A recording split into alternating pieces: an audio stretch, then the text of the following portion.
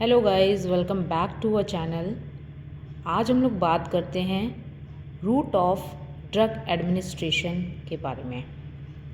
जैसा कि आप सभी लोग जानते हैं कि रूट ऑफ ड्रग एडमिनिस्ट्रेशन का मतलब होता है हम किन किन रूट से मेडिसिन्स को लेते हैं। जो भी आपकी मेडिसिन हैं उनको हम किन किन रूप में ले सकते हैं, जो कि हमारे कंडीशन ऑफ पेशेंट पे डिपेंड ऑन करेगी।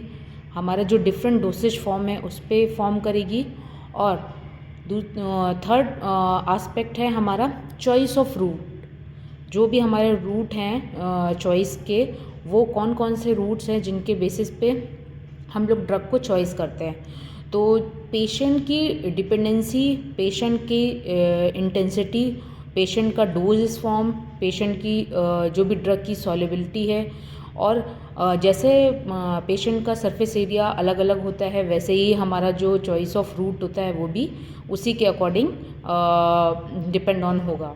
ठीक है, तो फर्स्ट ऑफ ऑल हम लोग आज डिस्कस करते हैं कि रूट ऑफ ड्रग एडमिनिस्ट्रेशन होता क्या है। Route of administration of drug is a choice of route in which the medications are applied depends not only on convenience but also on the drug properties and pharmacokinetic। जो भी हमारा choice of root है medicine का, this will not only depends on the convenience of the patient, it will also depend on the drug property, like what is the side effect of drug, what is the use of drug, what is the adverse effect of drug, and as well as the pharmacokinetic of drug। क्या drug का movement हो सकता है, कैसे उसका absorption होगा, distribution होगा, metabolism होगा, एक्सक्रीशन होगा, ये सारी चीज़ों पे डिपेंड करता है। ओके, नेक्स्ट पॉइंट है a route of administration is a way that a drug can enter the body. There are many drug routes of administration, each suited to different situations। Route of administration of drug हमारे body में जाके enter करती है, and वहाँ पर बहुत सारे ऐसे रूट होते हैं। वैसे नॉर्मली बहुत सारे ऐसे रूट हैं जिनके थ्रू हम मेडिसिन को अप्लाई कर सकते हैं, but it will also depend on the situation. अगर पेशेंट नॉर्मल कंडीशन का है तो वो ओरल रूट प्रेफर करेगा। अगर पेशेंट बहुत सीरियस है, they will not just able to like taken a drug in a oral way, then it will be infusion in a IV और IM। ओके, तो totally depends on the situation of the patient. Next point है each route has its benefits and potential risk। The most common route is through the mouth। Drugs can also enter the body through the skin, gums, veins, nose and many more। Normal जो हम लोग root prefer करते हैं वो हमारा oral route होता है। Like हमने मेडिसिन लिया and it will be taken with the help of orally. But बहुत सारे ऐसे रूट हैं जिनके थ्रू भी हम मेडिसिन को ऑप्ट करते हैं, जैसे स्किन हो गया, gums, veins, nose and many more. Next point है there are many different drug route of administration. Some are commonly used while others are rare. जो कि यहाँ पर बहुत सारे रूट्स मैंने मेंशन किए हुए हैं जो कि नॉर्मली लेते हैं, और कुछ होते हैं जो बहुत ही रेयर सिचुएशंस में अप्लाई किए जाते हैं। आज हम लोग बात करते हैं डिफरेंट रूट के, क्या क्या रूट हैं जो हम लोग नॉर्मली यूज़ करते हैं और रेयरली भी यूज़ किया जाता है। First, oral, which is when a person swallows a drug. हम लोग नॉर्मल रूट से लेते हैं, जो यहाँ पे हमने ड्रग को लिया और उसको सॉलो कर लिया, निगल लिया। सॉलो मीन्स निगलना। फिर इंट्रा ऑकुलर रूट होता है जो कि हमारा आई के थ्रू दिया जाता है। इंट्रा को हम अलग कर देते हैं, मतलब इंटरनल, और ऑकुलर मतलब आई। फिर ऑटिक एक नर्व होती है जो कि ईयर में होती है, जहाँ पर हम लोग ईयर में ये इस रूट के थ्रू मेडिसिन को अप्लाई करते हैं। नेसल, और it will be help on nose, जैसा आप सभी लोग जानते होंगे। फिर आता है हमारा सबलिंगुअल रूट जो होता है, it will be gone for the under the tongue. हम लोग जीभ के नीचे मेडिसिन को रख करके च्युइंग करते हैं, मतलब चूसते हैं उसको। ऐसे नहीं है हम पानी के थ्रू ले लें, नॉर्मली उसको हम लोग सबलिंगुअल रूट से प्रेफर करेंगे। फिर buccal between the gums and the mouth cheek, mouth की चीक और गम्स के बीच में जब हम मेडिसिन को लेते हैं तो वो बक्कल रूट होता है। इनहेल्ड, जहाँ हम लोग रिस्पायरेशन का प्रोसेस करते हैं, इनहेलेशन का रिस्पायरेटरी सिस्टम के थ्रू, तो वहाँ से होगा।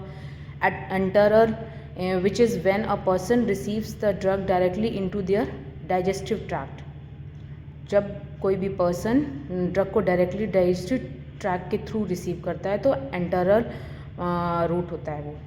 रेक्टल, थ्रू दी रेक्टम, हम लोग रेक्टल रूट को प्रेफर करते हैं।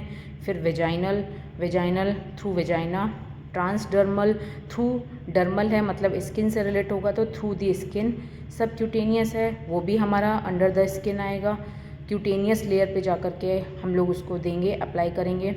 इंट्रामस्कुलर और via injection into a muscle, muscular है तो मसल में जाएगा, इंट्रावेनस होगा तो वेन्स के थ्रू दिया जाएगा। फिर इंट्रा आर्टीरियल, आर्टरीज में दिया जाएगा। फिर इंट्रा ऑशियस और into the bone marrow, bone marrow में हम जब रूट को अप्लाई करेंगे तो इंट्रा ऑशियस कहलाएगा।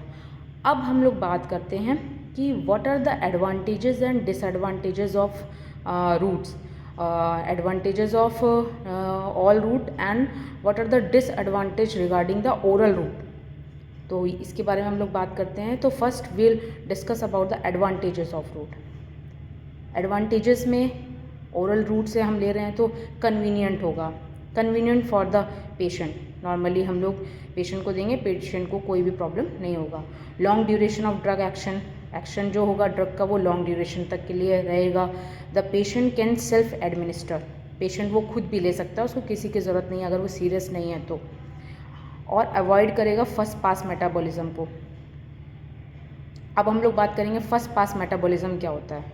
First pass metabolism is a pharmacological process where the drug metabolism not in a specific site of, वैसे तो सब लोग जानते होंगे कि मेटाबॉलिज्म जो होता है वो हमारा लिवर के थ्रू होता है, बट इसमें कोई एक सेट स्पेसिफिक साइट नहीं है जहाँ पर जाकर के ड्रग का जो रिस्पॉन्स है या ड्रग जो है वो एक्ट करेगी। नेक्स्ट वन है स्टडी प्लाज्मा कंसंट्रेशन, जो ड्रग का कंसंट्रेशन है प्लाज्मा का वो स्टेबल रहेगा, स्लो एब्जॉर्प्शन, एब्जॉर्प्शन रेट जो होगा वो स्लो रहेगा। अब हम लोग बात करते हैं एडवांटेजेस डिसएडवांटेजेस की ओरल रूट के। अब ओरल रूट से हमने ड्रग ली है तो उसका जो ऑनसेट ऑफ एक्शन है वो स्लो होगा, धीमे धीमे होगा, सारे प्रोसेस को करेगा, एब्जॉर्ब होगा, फिर डिस्ट्रीब्यूट होगा, फिर मेटाबोलाइज होगा, फिर एक्सक्रीट आउट होगा विद शोइंग द इफेक्ट। फिर ड्रग एब्जॉर्प्शन में वेरी, ड्रग के एब्जॉर्प्शन में वेरी कर सकता है, फ्लक्चुएट होने के चांसेस हो सकते हैं। Subject to first pass metabolism, यहाँ पर जो फर्स्ट पास मेटाबॉलिज्म है मे बी स्पेसिफिक साइट पे जा कर के एक्ट कर सकता है। Oral route not possible in unconscious patients. अब जैसा मैंने पहले भी बताया है कि ओरल रूट जो है वो सारे लोगों के लिए पॉसिबल नहीं होता है। जो लोग लाइक हेल्दी हैं फिर भी उनको कुछ प्रॉब्लम है then it will be taken for a orally, और अगर वो कॉन्शियस नहीं हैं, अनकॉन्शियस हैं, तो they will not able to like taken a drug in a oral route. May be जैसा डिपेंड ऑन द सिचुएशन कि उनको किस रूट के थ्रू मेडिसिन को प्रेफर करना चाहिए। It will be like direct by the qualified medical practitioner. Next, unsuitable in patients who are vomiting. Oral route उनके लिए भी पॉसिबल नहीं होता है जिनको vomiting like situation nausea type हो या फिर वॉमिटिंग के चांसेस या वॉमिटिंग हो रही है, उनके लिए भी सूटेबल नहीं है। Next, the drug may be destroyed by digestive enzymes and और स्टमक एसिड। ओरल रूट में क्या होता है कि जो ड्रग का ब्रेकेज है, ब्रेकडाउन ऑफ ड्रग जो है वो डाइजेस्टिव एंजाइम्स के थ्रू भी हो सकता है और स्टमक एसिड के थ्रू भी हो सकता है। तो these are the disadvantages of oral route. I think आपको आज का इन्फॉर्मेशन अच्छा लगा हो। If you like my information then you kindly subscribe my channel, share my channel, comment on my channel, like on my channel. Thank you.